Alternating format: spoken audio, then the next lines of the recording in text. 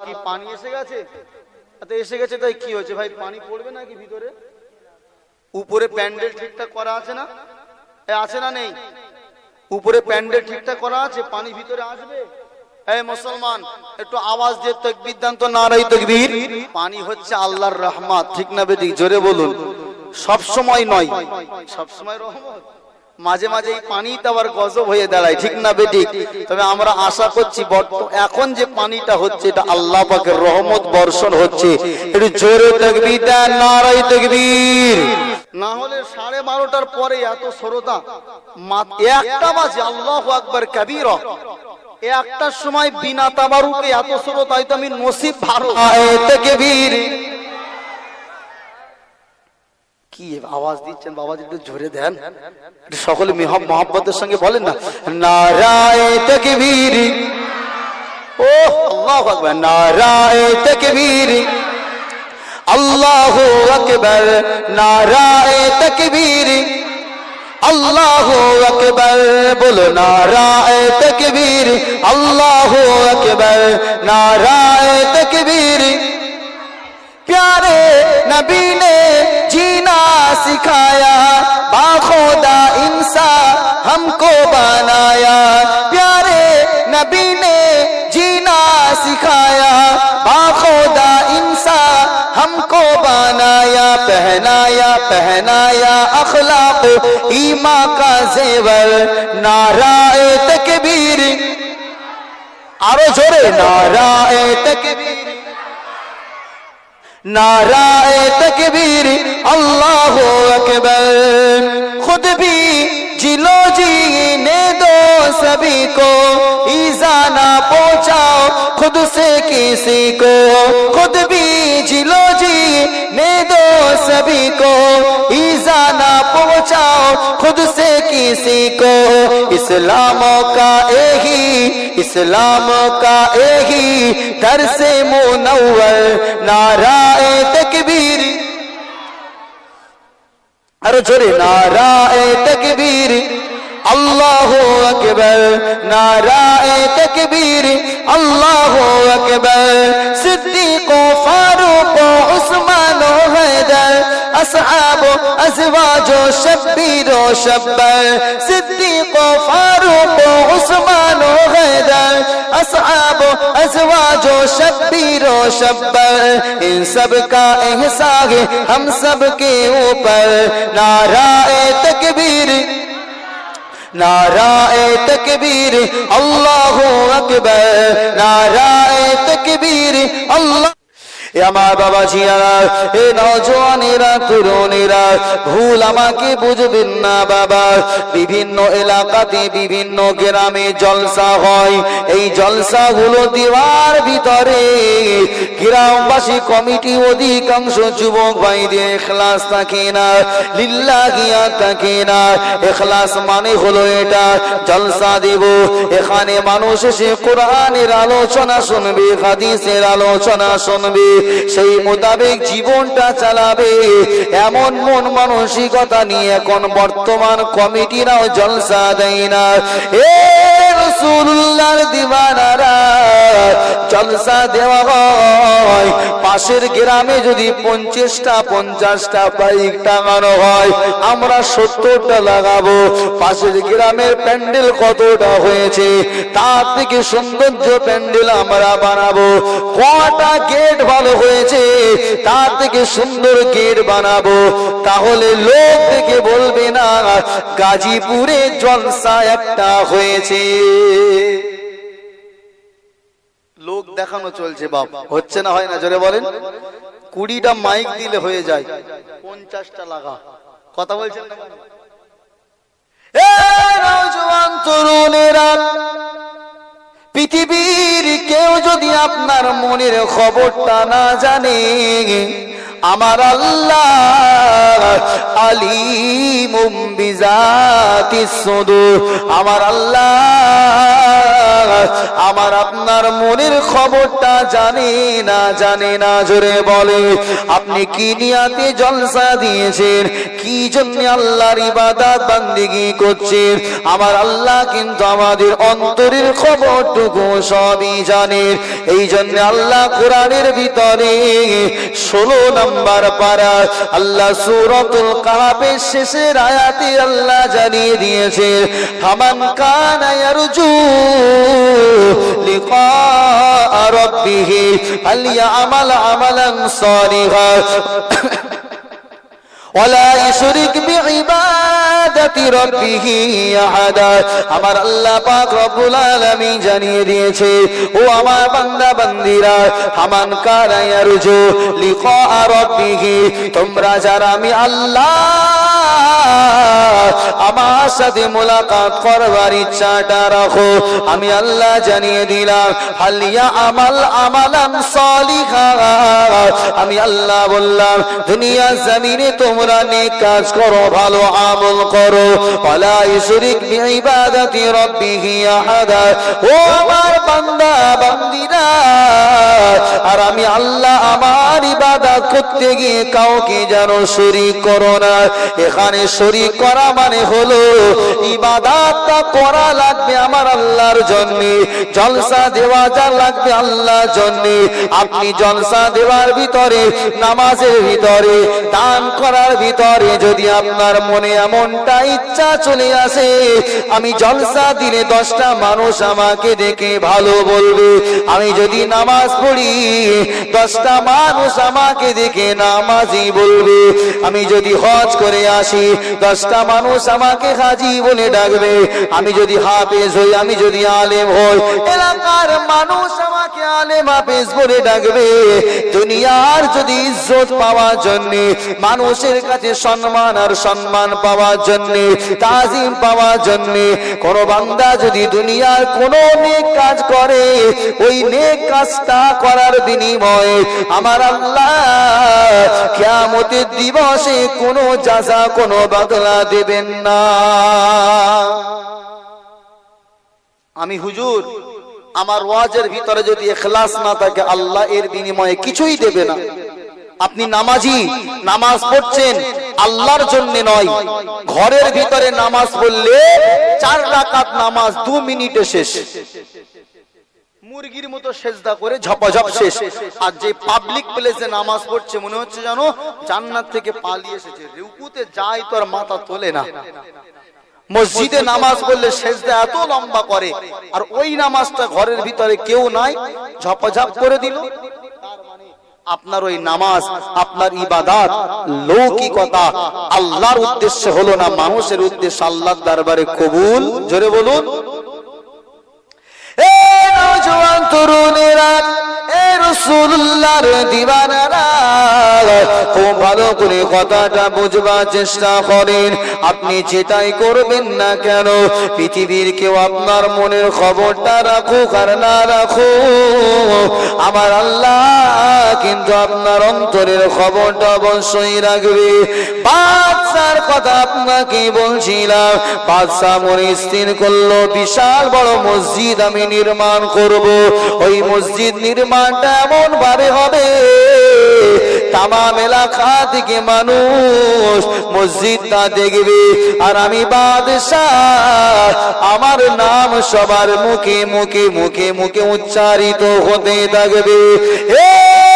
দেশের মানুষেরা, আমি বাদশাহ জানিয়ে দিলাম ওই মসজিদ নির্মাণ করতে গিয়ে বাবা যেন একটা টাকাও আমার এলাকার, আমার দেশের কোন মানুষের কাছ থেকে গ্রহণ করবে না। কেউ যেন 1 টাকা দিয়েও আমার ওই মসজিদ নির্মাণের সহযোগিতা না করে। কেন? ওই মসজিদটা কেবলমাত্র আমি বাদশাহ আমার টাকা দিয়েই তৈরি হবে, আর মসজিদের মেন গেটে আমার নাম লেখা থাকবে, যে মসজিদের নির্মাতা হলাম আমি। কেউ 1 টাকা দিয়ে সহযোগিতা করতে বলুন, পারবে না। বাদশার হুকুম অনুযায়ী দেশের মানুষেরা বাদশার কথা মতো মসজিদ নির্মাণের কাজ আরম্ভ করে দেয়। বাদশার এই মসজিদ নির্মাণ করবার পিছনে দেশের কোন মানুষের অর্থ নেওয়া হয় না, বাদশার নিজের অর্থ থেকে মসজিদটা নির্মাণ করা হয়। মসজিদ নির্মাণ করাটা ভালো কাজ, কেননা আল্লাহ রাসূল বলেছে দুনিয়া জমিনে যারা মসজিদ নির্মাণ করবে বানাল্লাহু লাহুল জান্নাহ, আমার আল্লাহ পাক ওই বান্দাটার জন্য জান্নাতের ভিতরে একটা ঘর নির্মাণ করে দেন। জোরে বলুন সুবহানাল্লাহ। কিন্তু এই মসজিদটা নির্মাণ করা হচ্ছিল আমার আল্লাহর জন্য না বাবা, দুনিয়ার মানুষ আমার নাম জপবে, সবাই আমার কথাটা মুখে মুখে রাখবে, তার কারণে মসজিদটা নির্মাণ করা হলো বাবা। মসজিদটা নির্মাণ যখন হয়ে যায়, শেষ হয়ে যায়, মসজিদের কাজ কমপ্লিট হয়ে যাওয়ার পরে বাদশার কথা অনুযায়ী একটা বড় পাথরের উপরে নাম খোদাই করে বাদশাহ নিজের নামখানা লিখে দিয়ে মসজিদের মেন গেটের সম্মুখে লাগিয়ে দিয়েছে। বাদশার নাম লেখা আছে, সবাই দেখে বুঝতে পারে যে এই মসজিদের নির্মাতা হলো অমুক বাদশা। বিভিন্ন এলাকা থেকে মানুষজন আসে, দেখে, বাদশার নাম করে, মাশাআল্লাহ বিশাল একটা খ্যাতি অর্জন করে ফেলেছে। এখন 1 তারিখে বাদশা ঘুমিয়ে আছে, ঘুমের ভিতরে একটা স্বপ্ন দেখে, স্বপ্ন দেখার সাথে সাথে হঠাৎ করে চমকে উঠে বাদশার ঘুম ভেঙে গেল। এ নওজোয়ান তরুণেরা, এ রাসূলুল্লাহ দিওয়ানারা, কি এমন স্বপ্ন বাদশা দেখেছিল বাবা? আপনাদের কি অসুবিধা হচ্ছে? স্বপ্নটা কি বলবো? বলবো না, সবার শোনার ইচ্ছা না থাকলে কি করে বলবো? বিশাল একটা শিক্ষণীয় বিষয় আছে এখানে। শুনতে রাজি আছেন মুসলমান? 15 মিনিট আমার সময় আছে, তার মধ্যে আমি শেষ করব। শুনতে রাজি আছেন? তাকবীর দেন, নারায়ে তাকবীর। আরো জোরে বলেন নারায়ে তাকবীর। এ নওজোয়ান তরুণেরা, এ রাসূলুল্লাহ দিওয়ানারা, আল্লাহ পাকের ওই বান্দা স্বপ্নের ভিতরে দেখে যে মসজিদ আমি এত টাকা খরচা করে, এত টাকা ব্যয় করে মসজিদ আমি নির্মাণ করলাম। মসজিদের মেন গেটে পাথরের উপরে খোদাই করে আমার নাম খানা লেখা আছে। গভীর রাত্রিতে স্বপ্নে দেখে ওই নাম খানা আল্লাহর কোন ফেরেশতারা এসে ওই বাদশার নামটা মুছে দিয়ে এলাকার কোন বৃদ্ধা মহিলার নাম খানা লিখে দেয়। এ নওজোয়ান তরুণেরা, এই ঘটনা স্বপ্নটা দেখার সঙ্গে সঙ্গে বাদশার ঘুমটা ভেঙে গেল। বাদশা মনে মনে চিন্তা করে এটা দুঃস্বপ্ন কি নাম, স্বপ্নটা কি সত্যি? এটা দেখবার জন্য বাদশা ঘুম থেকে জাগ্রত হয়ে সঙ্গে সঙ্গে মসজিদের মেন গেটে চলে আসে। আসার পরে তিনি দেখতে পায় গেটের সম্মুখে যে পাথরের উপরে খোদাই করে নামটা লেখা ছিল, না না না, ওখানে আমি বাদশা, আমার নামটা লেখা আছে। বাদশা মনে মনে চিন্তা করে এটা আমার দুঃস্বপ্ন, খারাপ স্বপ্ন। এ রাসূলুল্লাহ দিওয়ানারা, পরের দিন বাদশা আবার ঘুমিয়ে গেছে। দ্বিতীয় দিন একই স্বপ্ন বাদশা দেখে, আবার ঘুম থেকে জাগ্রত হয়ে মসজিদের মেন গেটে চলে যায়। চলে যাওয়ার পরে দেখতে পায় যে না না, আমার নামটা লেখা আছে, অসুবিধা নাই। তৃতীয় দিন যখন একই স্বপ্ন বাদশা আবার দেখতে পায়, বাদশার মনে এবার একটু একটু ভয় ঢোকে, কেন আমি একই স্বপ্ন 3 দিন ধরে দেখি। যদি দুঃস্বপ্ন হবে, একদিন দেখলাম, দুদিন দেখলাম, কিন্তু পরপর 3 দিন একই স্বপ্ন যে আমার নামটা ওই পাথর থেকে মুছে ফেলে কোন একটা বৃদ্ধা মহিলার নাম পাথরে লেখা হচ্ছে। টেনশন হবে না? হবে না? জোরে বলছেন না কেন? টেনশন অবশ্যই হবে। ওই সময় দেশের মানুষদেরকে একত্রিত করে ডাক দিয়ে বলে, হে দেশের মানুষেরা, আমি বাদশাহ, আমার মনে বড় জানতে ইচ্ছে হয়, আমি বাদশাহ আমার নাম কারা মুছে দিয়ে আমার নির্মাণ করা মসজিদের ওই মেন গেটের পাথরের উপরে আমার নামটা মুছে দিয়ে কেন বারবার এলাকার কোন বৃদ্ধা মহিলার নামটা লেখা হয় বাবা? এ দেশের মানুষেরা, আমি বাদশাহ তোমাদিগকে জানিয়ে দিলাম, যাও যাও যাও যাও, এখনই যে বৃদ্ধা মহিলার নামটা পর পর 3 দিন আমি পাথরে লিখতে দেখলাম, ওই বৃদ্ধা মহিলাটাকে আমি বাদশাহ আমার দরবারে হাজির করো। কেন? পরপর 3 দিন আমি ওই বুড়ির নাম লেখা দেখলাম। বুড়ির নামটা বাদশাহ দেখেছে। বাদশাহ বলছে, বাবা যাও, ওই বৃদ্ধা মহিলাটাকে আমার দরবারে এনে হাজির করো। এই নওজোয়ান তরুণেরা, দেশের মানুষেরা বাদশার কথা মতো ওই বৃদ্ধা মহিলাটাকে বাদশার দরবারে হাজির করলেন। ওই সময় বাদশাহ ডেকে বললেন, ও মা জননী বৃদ্ধা মা, আপনি ব্যথা নেবেন না, আপনি যেন কষ্ট পাবেন না মা। আমি বাদশাহ এত টাকা খরচ করে আল্লাহর যে মসজিদটা নির্মাণ করেছি মা, আপনি তো জানেন এই মসজিদ তৈরি করবার পিছনে আমি বাদশাহ কারোর অর্থ সহযোগিতা নিই না। মা আপনি তো জানেন। বলছি, বাবা হ্যাঁ জানি, তুমি মসজিদটা তৈরি করেছো অনেক কষ্ট করে।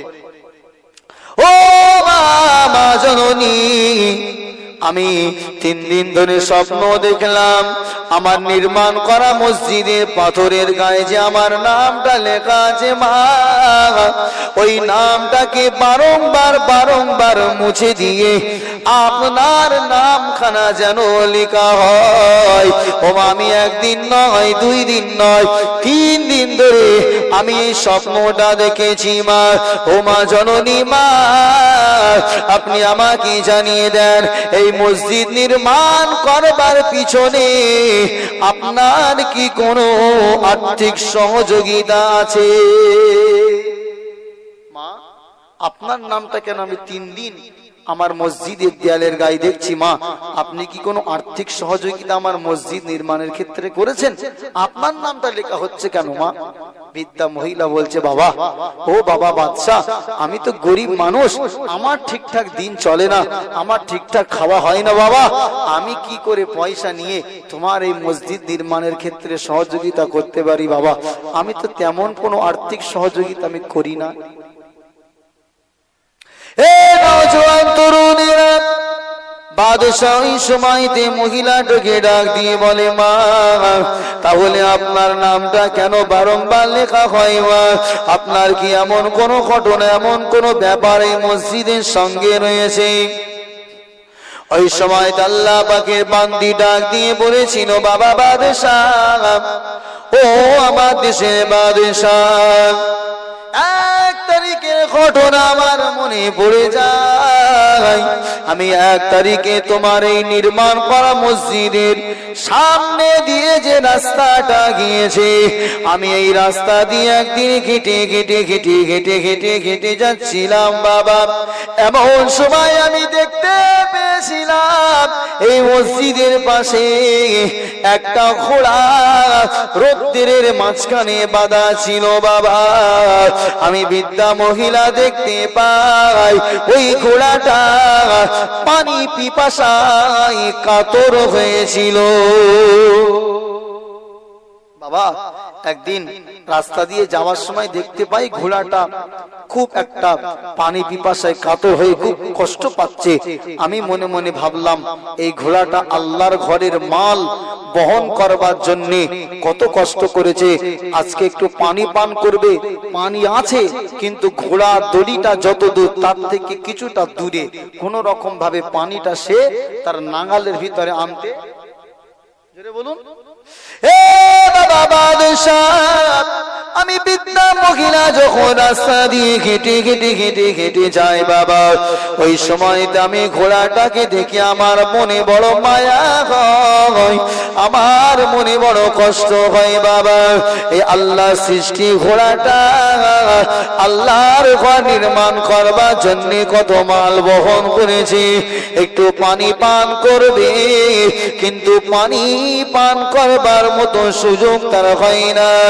এ আমার দেশের বাদশাহ, আমি বৃদ্ধা মহিলা ওই সময়তে ওই পানির পাত্রখানা নিয়ে আল্লাহর ওই সৃষ্টি ঘোড়ার মুখে আগিয়ে দিয়েছিলাম। ওই সময়তে বাদশা বলেছিল, মা